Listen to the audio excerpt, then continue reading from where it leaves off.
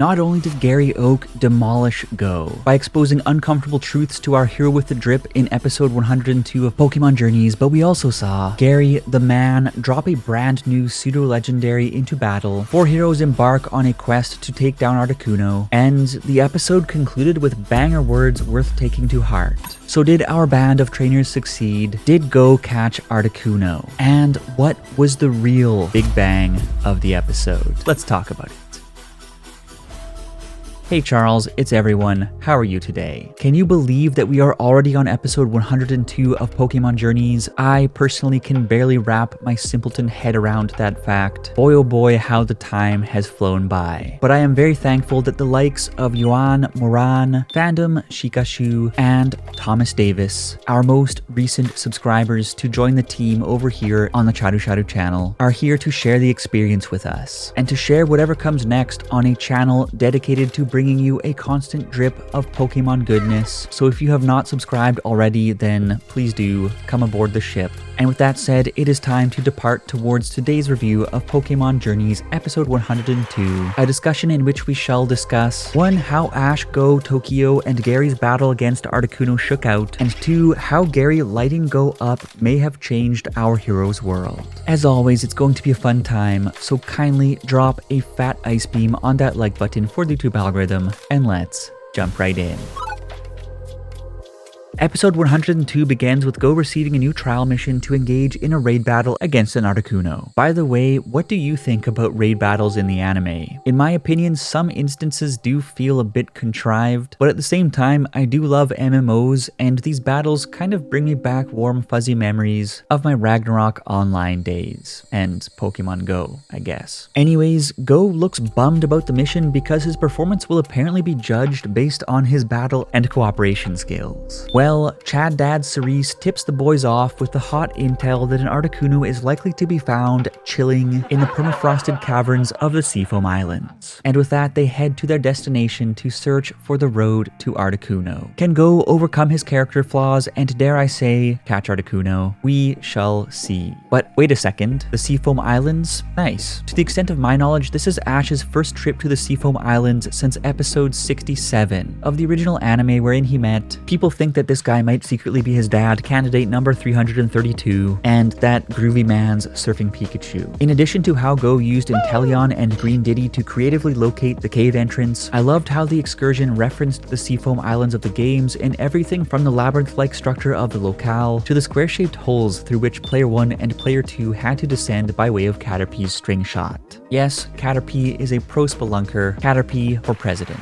Before long, the boys encounter Tokyo, or Horace in the English dub, Go's childhood friend who we saw flashbacks of in episode 32. We see that his Chikorita has evolved into Babeleaf, and Go tells Tokyo how his own Rabbitfoot has evolved into Cinderace. Considering that the two haven't even met in the time period that the actual Pokemon Journeys anime is set in until now, I guess they must have been keeping in touch about things off screen. Tokyo, who is also a Project Mew trial mission challenger, is essentially a gentler and more supportive Go, except that his endgame is to catch Celebi rather than Mew. It was cool to see Tokyo back on the map, and with the introductions made, the group proceeds further down into the labyrinth to a waterfall where they encounter none other than the big man on campus himself, Gary Oak, who immediately throws some shade at Go, and while he did not bring a car full of women this time around, he did bring an inflatable boat that takes the A-team across the underground lake.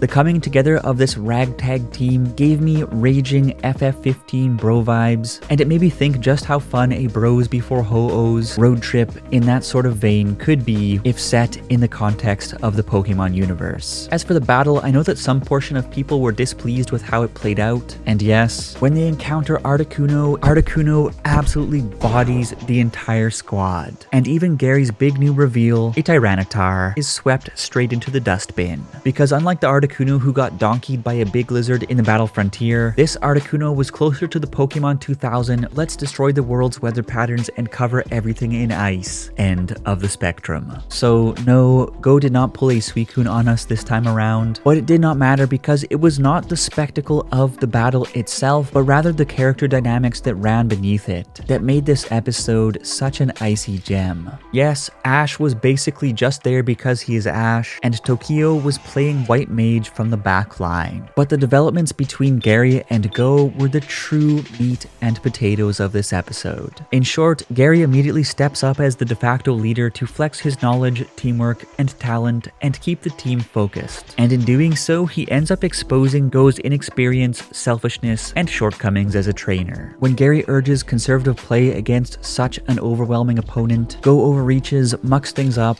and at one point, Tokio even calls Go out on his solo leveling, stating that they are not playing this game alone and urging him to work with everyone as a team. Go says he gets it, but Tokio points out that he does not get it. Quite unlike Gary Oak, who is running the show as a proper team player. Gary proceeds to rub reality in with a verbal slap to the jowls, and while Go's jowls are still jiggling, he asserts his role as the team leader and begins to give everyone directions. And things were looking better from there on out. But then Go blocks Gary's orders to instead push everyone into a poorly miscalculated strike that results in knockouts across the board for Team Sausage Party. Only Tokio's Bayleaf is left standing, but it soon gets demolished by Articuno even as Tokio tries to protect it with his own body, with Articuno thereafter booking it out of the cavern. The group is left with nothing but mouths full of fat L's to suck down, but fortunately, the best bits of the episode were still yet to come. Go realizes that without everyone's help, he would not have been able to do anything at all by himself. And while Tokio tries to cheer him up, Gary drills it in that the team probably would have been better off without Go altogether. Project Mu HQ then rings in to give Gary and Tokio 2 trial mission tokens apiece for their teamwork and leadership, whereas Go only receives 1, which was fair enough, since he really did drag the group down in that confrontation. P.S. Why is Asahi not in every episode? Goodness me. Anyways, it's soon after, at the end of the episode, that the big bang bangs, when Tokio is reassuring Go again that he did a good job, only for Gary to rebuke Tokio's comforting words and dig in the teeth with the following remarks. Sometimes, kindness is cruelty, forgiving immaturity and giving people hopes and dreams, pushing them beyond their own capabilities to the worst of outcomes. He then tells Go that he only cooperated with him because it was a raid battle and that there is no need to be friends with him. Furthermore, he tells Go that without adopting Tsurugi's stoic mentality, nobody stands even a chance of tracking down Mew. There is no place for softies in this mission. You're starting to think that way too, right, Go? He says. Gary's verbal punch to the gut exposes some uncomfortable truths that leave Go in shock. But these words were exactly what Go needed to hear. Moreover, Gary finally acknowledges Go by name, indicating that he has at least gained some level of respect for the Vermilion Vagabond.